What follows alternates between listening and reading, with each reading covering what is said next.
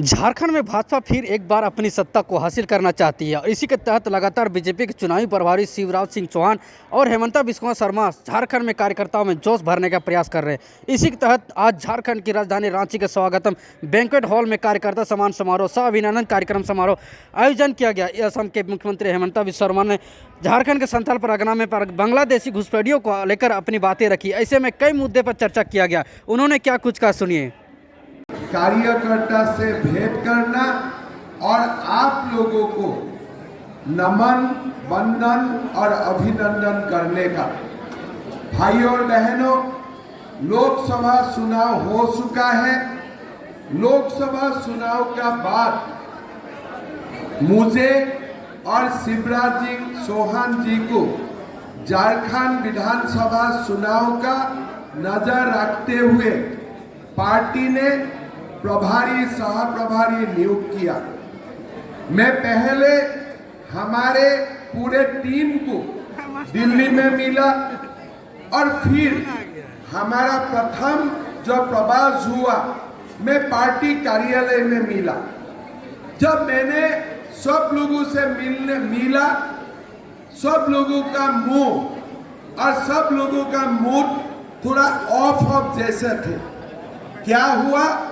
बोला चुनाव खराब हो गया। तो मैं थोड़ा खुद ही थोड़ा सरप्राइज हो गया।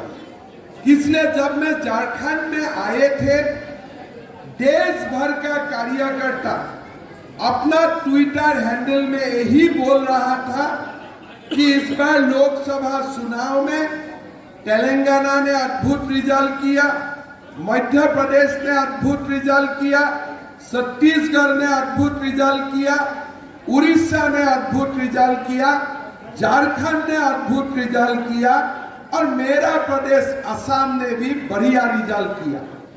तो मैं यहाँ आके लोगों को पूछा कि भाई कुछ गड़बड़ी हो गया क्या? बोले क्यों? बोले मेरा तो जितना मानना है आप लोग 9 सीट जीते हैं और जेएमएम और कांग्रेस मिला के, राजद वगैरह सब मिला के 5 सीट जीते हैं और उसमें भी एक सीट ऐसा है जो सीट खाली आप लोग 22,000 वोट से हारे हैं। मतलब 10,000 वोट मिल जाने से गीता सोरेन जी भी जीत जाता था। तो इतना बढ़िया रिजल्ट हुआ तो आप लोग इतना ढीला ढीला क्यों है? बोले ऐसा हुआ है कि हमारा अच्छा रिजल्ट हुआ है कि नहीं? बोला भाई पता नहीं 9 बड़ा है कि 5 बड़ा है। तो फिर मेरा लगा कि जरूर बांग्लादेश और पाकिस्तान में कांग्रेस लोगों ने कोई मैथमेटिक्स निकाला है जहां में लिखा होगा कि 5 बड़ा है 9 छोटा है। लेकिन हमारे जो भारतीय शास्त्र है, जो इंडियन मैथमेटिक्स है, इंडियन मैथमेटिक्स में जो 9 है और जो 5 है उसका अंतर 4 का होता है और 9 सीट जीतना ये परिवेश में ये एक अपने आप बहुत ही बड़ा सफलता है जिसका कोई तुलना नहीं हो सकता है। अभी अब हेमंत सोरेन को देखो, दांत भी देना पड़ेगा। वो 5 सीट जीते हैं लेकिन विधानसभा में जाके बीजेपी का नेताओं को बोल रहा है कि अगले बार आप विधानसभा में नहीं आ पाएगा, 50% लोग आप लोग हार जाएगा। आप देखो 5 सीट मिलने वाला 9 को धमका रहा है। क्या विडंबना है ये देश का। आज आप देखिए लोकसभा में राहुल बाबा भाषण करते हैं, शिव जी का भी फोटो लेके आते हैं। अरे भाई शिव जी का दर्शन मंदिर में होते हैं। शिव जी कोई पोस्टर में लेने वाला भगवान नहीं है कि आप पार्लियामेंट में ले आके बोलेगा शिव जी मेरा है। भैया शिव जी को दर्शन करना है तो मंदिर में जाके दर्शन कीजिए। शिव जी ऐसे पॉकेट में लेके आना मनी बैग नहीं है कि आप उसको उधर ले जाओ, ऐसा नहीं होते। खेत राहुल जी का तो धर्म का बारे में ज्ञान नहीं है, उनको आप थोड़ा सा माइनस कर दीजिए। उन्होंने डंका बजा के बोला मोदी जी हम 99 सीट लेके आ रहे। मैंने बोला झारखंड का बीमारी इधर में भी आ गया। मैंने बोला ये झारखंड का बीमारी घुस गया है। बोला 99 सीट मैंने लेके आया। ऐसे जो लोगों को लगे मेरे अरे बाप रे बाप, ये तो बड़ा चमत्कार स्टूडेंट है, 100 में 99 मिले। मोदी जी मैं देख लूंगा आपको, आगे जैसे आपको करने नहीं दूंगा, किसलिए मैं 99 मिला। तो मेरा बेटा ने मुझको पूछा, पापा ये सचमुच 99 मिला, आप लोग क्या किया? मैं बोला ये सचमुच 99 मिले, लेकिन 100 में 99 नहीं, 542 में उनको 99 मिला। 40 सीट में जो 240 सीट मिले उनको कौन धमका रहा है? जिसको 99 सीट मिले 542 में। झारखंड में 5 सीट मिलने वाला 9 को धमका रहा है और 99 सीट मिलने वाला 240 को धमका रहा है। अब देखो देश का क्या भविष्य हो सकता है, ये देश कैसे चल सकता है। लेकिन राहुल जी, हेमंत जी, आप जो भी बोले, सूरज पूर्व से ही आएगा, सूरज का उदय पूर्व से ही होगा। 240 हमेशा बड़ा होगा, 5 से 9 हमेशा बड़ा होगा, ये आप मान के चलिए। ये हमें मत धमकाओ। अभी मुझको हमारे विधानसभा का ऊपर दलपति, और दलपति हमारे अमर जी मुझको बोल रहा था कि हमेशा हेमंत सोरेन जी विधानसभा में 40 मिनट 45 मिनट भाषण देते हैं। इस बार कृपा करके 5-6 मिनट का भाषण दिया। भाषण को समाप्त करते करते बोले कि बीजेपी लोग, आप लोग अब चुनाव जीत के नहीं आ पाएगा। तो मैंने हेमंत सोरेन जी को यही बताना चाहूंगा, आपने अपना मन का बात बता दिया कि मैं अगली बार सुन के नहीं आने वाला हूं, यही आपने बता दिया। भाई और बहनों, आज हेमंत सोरेन जी अपने आप को आदिवासी नेता मानते हैं। साथ में कौन घूमते हैं? पिंटू सिंटू घूमते हैं। वो लोग क्या आदिवासी है? वो लोग क्या आदिवासी है? हेमंत सोरेन जी का साथ में कोई आदिवासी नहीं है। उनका जो बेनिफिट लेते हैं, उनका जो एडवांटेज लेता है, हेमंत सोरेन जी का साथ कोई आदिवासी नेता दिखाई नहीं देगा। जेल से छूटा, जेल से छूटने का बाद वो किसका पॉलिटिकली मर्डर किया? उन्होंने बाबूलाल मरांडी का पॉलिटिकल मर्डर नहीं किया, उन्होंने अर्जुन मुंडा का पॉलिटिकल मर्डर नहीं किया, उन्होंने सीपी सिंह का पॉलिटिकल मर्डर नहीं किया। जेल से बाहर निकाल के ही वो संपाई सोरेन जी का पॉलिटिकल मर्डर कर दिया। क्या संपाई सोरेन जी आदिवासी नहीं है? क्या संपाई सोरेन जी ने अच्छा से सरकार नहीं चलाया था? मैंने संपाई सोरेन जी का, जब मैंने प्रभारी बना, मैं उनका ट्विटर फॉलो करने का काम शुरू किया था। इसलिए तो प्रभारी बना तो ट्विटर देखते रहना चाहिए। मैंने देखा था वो व्यक्ति में एक अच्छा चीज था। कोई भी व्यक्ति उनको फोन करते हैं, ट्वीट करते हैं कि मेरा बीमार है, हॉस्पिटल में मेरा काम नहीं हो रहा है, और तुरंत डीएम को ट्वीट कर देते थे कि इसका चिकित्सा का व्यवस्था करवाइए। धीरे धीरे वो अपने आप उनका स्थिति मजबूत करते जा रहा था। मेरा तो मानना है हेमंत सोरेन से संपाई सोरेन जी सरकार भी अच्छा चला रहा था। कम से कम उनका साथ चारों ओर दलालों को दिखाई नहीं देते थे। हेमंत सोरेन आके क्या किया? संपाई सोरेन जी को बोला कि आप कुर्सी से हट जाइए। मतलब हेमंत सोरेन जी को क्या चाहिए? कुर्सी चाहिए। कोई आदिवासी लोगों का कल्याण उनको नहीं चाहिए, उनको खाली कुर्सी चाहिए। भाई और बहनों, 5 साल में झारखंड में कितना नया मेडिकल कॉलेज बने, 5 साल में झारखंड में कितना यूनिवर्सिटी बने, 5 साल में झारखंड में कितना नया नया इंजीनियरिंग कॉलेज बने, कुछ नहीं बने। झारखंड का क्या विकास हुआ? कितना लोगों ने नौकरी मिला? क्या 5 लाख लोगों ने नौकरी मिला? आप बोले थे कि जब तक नौकरी नहीं मिलेगा आपको भत्ता मिलेगा 5,000 रुपया, 6,000 रुपया। ये बीजेपी ने नहीं बोला, ये किसने बोला? आपने बोला, हमने नहीं बोला। रघुवर दास जी ने नहीं बोला चुनाव का समय। चुनाव का समय हेमंत सोरेन जी ने बताया कि मैं 5 लाख युवाओं को मैं नौकरी दूंगा। और जब तक नौकरी नहीं होगा आपको 5,000 रुपया मिलेगा, 7,000 रुपया मिलेगा। अभी कोई आंसर नहीं है, जवानी सूद है। बोलते नहीं बीजेपी चुनाव हार जाएगा। अरे बीजेपी क्यों हारेगा भाई? बीजेपी ने तो वादा खिलाफी नहीं किया। बीजेपी ने तो ये नहीं बोला मैं 5 लाख युवाओं को नौकरी दूंगा। बीजेपी ने बोला हम लोग राम मंदिर बनाऊंगा। राम मंदिर तो हमने बना दिया। हमने बोला 370 हटाऊंगा, हमने तो हटा दिया। लेकिन आपने क्या किया? आपने क्या किया? आज आप लोग देखिए, युवाओं को नौकरी नहीं है। आदिवासी का कल्याण का बात करते हैं। पूरा आदिवासी क्षेत्र में आज घुसपैठिया दिन ब दिन बढ़ते जा रहा है। कम आदिवासी समाज का कल्याण के लिए तो काम कीजिए। आदिवासी का वोट लेने से काम नहीं होगा। आदिवासी का कल्याण करो।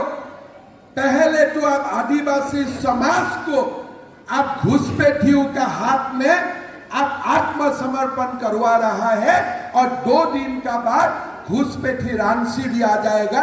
और हमने 2 दिन पहले एक वीडियो देखा कैसे रांची शहर में घुसपैठिया हमारे लोगों को मार रहा था। हमने एक वीडियो देखा, कितना सच है कितना झूठ है मैं नहीं बोलना चाहूंगा, लेकिन ये कहानी ये बातें बार बार आ रहा है।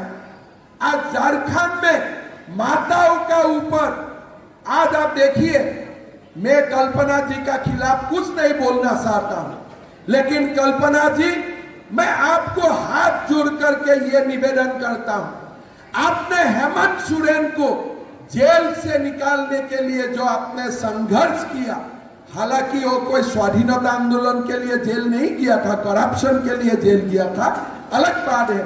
लेकिन आप एक पत्नी होने के नाते अपना स्वामी के लिए आपने अपना मरसा खोला। मेरा कोई आपत्ति नहीं है, मेरा बीवी भी वो काम मेरे लिए करेगा। लेकिन अभी तो हेमंत सोरेन जी जेल से बाहर है। अभी कम से कम आप एक माँ होने का नाते, एक आप बेटी होने का नाते उसके लिए लड़ाई लड़िए जो झारखंड में जो बेटियों को हर दिन रेप करा जाते हैं, जो बेटियों को हत्या किया जाते हैं, अब उनके लिए अभी लड़ाई लड़िए। आपका जो पहला लड़ाई समाप्त हो चुका है, दूसरा लड़ाई लड़िए। मेरा झारखंड का माताओं के लिए लड़िए, मेरा झारखंड का बेटियों के लिए लड़िए जो हर दिन उनको हत्या किया जाते हैं, उनको रेप किया जाते हैं, विवाह का नाम में उनका धर्मांतरण हो रहा है, विवाह का नाम में उनको धोखा दिया जा रहा है। और सबसे झारखंड में किस महिलाओं का ऊपर अत्याचार होते हैं, कौन सा बेटियों का ऊपर अत्याचार होते हैं? सबसे ज्यादा अत्याचार अगर होते हैं आदिवासी बहन और आदिवासी बेटियों का ऊपर सबसे ज्यादा अत्याचार होते हैं। अब झारखंड के लिए क्या किया? कोई यूनिवर्सिटी बनाया? बोले नहीं बनाया। कोई मेडिकल कॉलेज बनाया? बोले नहीं बनाया। कोई यूनिवर्सिटी बनाया? नहीं बनाया। दादा तब आपने क्या किया? बोला मेरा समय में झारखंड में मैंने बालू सिंडिकेट का खिलाफ कुछ नहीं किया। बालू सिंडिकेट झारखंड में बनते गया।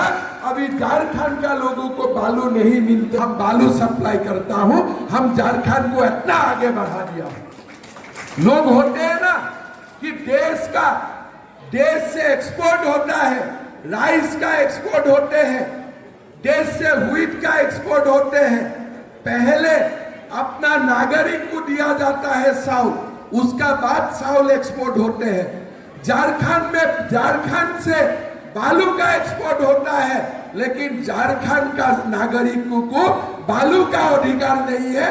और बालू बाहर चला जाता है, सरकार का खजाना में पैसा नहीं आता है, और मुनाफा और माफियाओं का पॉकेट में और पैसा चला जाता है। ये क्या प्रदेश है? ये क्या शासन है? और आप बोलते हैं हमारा ही सरकार बनेगा। कैसे सरकार बनेगा आपका? आपने झारखंड के लिए क्या किया, हिसाब दीजिए। मोदी जी को गाली देके अब सरकार नहीं बना सकता है। मोदी जी हिसाब देगा, मैंने 2 करोड़ गरीबों का घर बनाया। मोदी जी हिसाब देगा, मैंने 6 करोड़ भारतीय लोगों को आयुष्मान भारत से हेल्थ का इंश्योरेंस किया। मोदी जी हिसाब देगा, मैंने हर 4 महीना में करोड़ों किसानों का खाता में पैसा भेजता हूं। मोदी जी हिसाब देगा, 500 साल बाद मैंने राम मंदिर का निर्माण किया, 370 हटाया। हेमंत सोरेन जी आप क्या हिसाब देगा कि मेरा समय में कैला का घोटाला हुआ, मेरा समय में झारखंड में बालू का सिंडिकेट हुआ? ये हिसाब आप देके चुनाव जीतेगा? ऐसा नहीं है। झारखंड का लोगों ने आपको लोकसभा में भी हराया और झारखंड का लोगों ने आपको विधानसभा में भी हराएगा, यह पक्का बात है। कितने दावे के साथ कह सकते हैं? आपने सुनील सोरेन को हटा के सीता सोरेन को टिकट दिया। आपने बुल्हान में गीता कोड़ा, जो मधु कोड़ा दर्शन की बात करते हैं, मधु कोड़ा के ऊपर क्या आरोप है आप जानते हैं। प्रधानमंत्री से लेकर गृह मंत्री तक उनके बारे में क्या कुछ पहले बोल चुके हैं वो भी आप जानते हैं। बावजूद इसके आप जो है गीता कोड़ा के साथ खड़े होते हैं। दूसरा मेरा ये सवाल है कि अभी आपने आसाम और त्रिपुरा की बात की, आप ये कह रहे हैं कि बांग्लादेश को उधर से इधर करते हैं, त्रिपुरा में आपकी सरकार, आसाम में आपकी सरकार, क्या आप मानते कि आप फेल्योर है त्रिपुरा में? बहुत हम लोग आसाम में भी बहुत बड़ा जो घुसपैठी आते हैं इसको रुकवाने के लिए बहुत बड़ा काम कर रहा हूं। लेकिन हमारा वहाँ नदी है, पनिया है। आप लोगों को मैं निमंत्रण करता हूं, एक दिन आप लोग भारत बांग्लादेश सीमा में जाना चाहिए। तब आप लोगों को मैं आसाम गवर्नमेंट से आप लोगों को इनवाइट करूंगा। एक बार बंगाल का सीमा तो ले जाने का मेरा अधिकार नहीं है। आप आसाम और बांग्लादेश सीमाओं को देखने के लिए मैं आप लोगों को ले जाऊंगा। फिर आप लोगों को लगेगा देश का सामने ये कितना बड़ा समस्या है। यहाँ से आप लोगों को थोड़ा मुश्किल होगा। दूसरा बात, सीता सोरेन का साथ कितना बड़ा धोखा हुआ है आप लोग खुद जानते हैं। उनका हस्बैंड का हत्या हुआ, पोस्टमार्टम भी नहीं हुआ, तो वो महिला के साथ खड़ा होना हमारा पार्टी का जिम्मेदारी है। गीता कोड़ा जी का खिलाफ और बहुत बड़ा जनजातीय नेत्री है, अपना दम पे 2-3 बार लोकसभा सीट जीते हैं। हस्बैंड का ऊपर जो भी कंप्लेन है, मैं सभा में बोला हेमंत सोरेन जी का ऊपर जो भी कंप्लेन है, लेकिन मैं कल्पना जी का ऊपर आरोप नहीं लगाऊंगा। मधु कोड़ा जी का ऊपर केस चल रहा है, उसका मतलब ये नहीं है कि गीता कोड़ा भी आसामी है। ये गलत फहमी है। आज ईडी ने हेमंत सोरेन को अरेस्ट किया है, मैं कल्पना सोरेन को इसके लिए जिम्मेदार मैं नहीं मानता। इसीलिए आप लोग थोड़ा कृपा कीजिए, किसी को क्रिटिसाइज करने के जाते जाते कोई इनोसेंट का क्रिटिसिज्म ना हो जाए। और सीता सोरेन का लिए तो आप लोगों को संवेदना होना चाहिए। एक गुरुजी जैसा बेटा का, गुरुजी जैसा पिता का बेटा होता है, बेटा का हत्या होता है, पोस्टमार्टम नहीं होते हैं। उस महिला का साथ खड़ा होना बीजेपी के लिए सौभाग्य का बात है। का ट्वीट देखा, मैं व्यक्ति को नहीं जानता। जो दिन में झारखंड प्रदेश का सह प्रभारी बना, मैं चंपाई सोरेन जी का ट्वीट फॉलो करने लगा और मैं काफी प्रभावित हुआ। मैं असम में शुरू कर दिया। मैं बार बार बोला हूं, मैं व्यक्ति को नहीं जानता और उनका साथ मेरा कोई संवाद भी नहीं है। चुनाव का बाद में एक बार मिलूंगा। उनका जो ट्विटर है, ट्वीट ट्विटर में मैं देखता हूँ कोई गरीब बेटा बोलते हैं मेरा ट्रीटमेंट नहीं हो रहा है, वो तुरंत डीएम को बोल देता है उनका ट्रीटमेंट का व्यवस्था कीजिए, और डीएम ट्रीटमेंट का व्यवस्था करके रिप्लाई देते हैं। भले वो हमारे विरोधी हो, लेकिन अच्छा बात तो बोलना पड़ेगा ना। इसीलिए संपाई सुरेश जी को हटा के जेएमएम कम से कम 10 सीट का माइनस में आ चुका है। चुनाव का बाद आप मेरा बात को देख लीजिएगा। ये हमारा डिबेट है। हमारा जो मैं ये इतना बड़ा सरसा यहाँ नहीं करना चाहता था। मेरा मानना है कि देश का स्टेट गवर्नमेंट बीएसएफ को सीमा का अंदर भी आने का अनुमति देना चाहिए।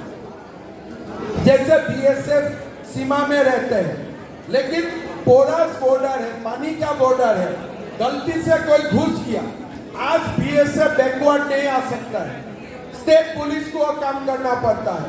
तो इसीलिए देश में जो घुसपैठिया आते हैं उसको रुकवाने के लिए बीएसएफ को ज्यादा से ज्यादा क्षमता देना चाहिए।